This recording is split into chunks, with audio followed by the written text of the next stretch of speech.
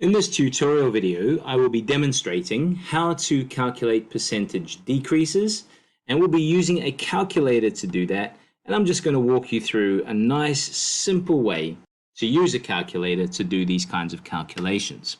So if we look at number 1, it says to decrease $98.20 by 120%.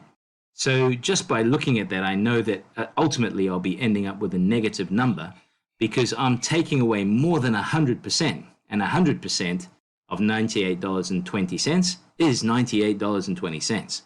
So how would I do that? Well, it is pretty simple. All I need to do really is to type into the calculator 98.2. This by means to multiply, and then 120%.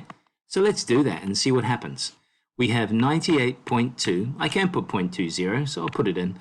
Multiplied by 120 and then hit the percent and then equals. The answer to that is $117.84. So write that in, $117.84.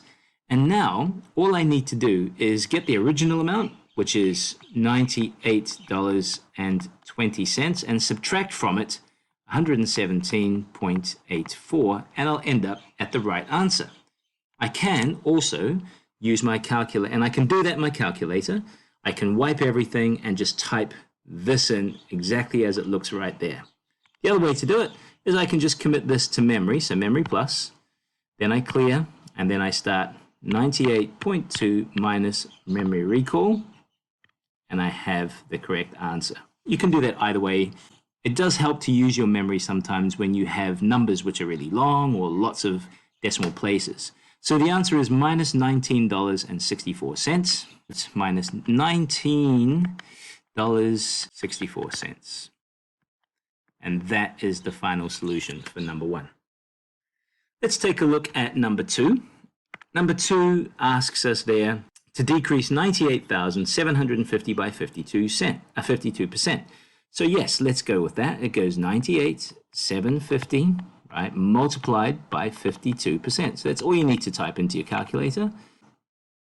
And just type that equation in. So 98,750 multiplied by 52% equals 51,350. 51,350. So all you need to do now is to take that 52% and subtract it from the original amount. So 98,750 and take away 51,350. And that will give you the final answer. However, if I put it into memory, makes it a little bit easier. Clear everything and just go 98,750 minus memory recall, and I get the correct answer, 47,400. So write that down, 47,400. So the final answer, 47,400. Hopefully you can see it's pretty straightforward, so please do have a go and see how you get on.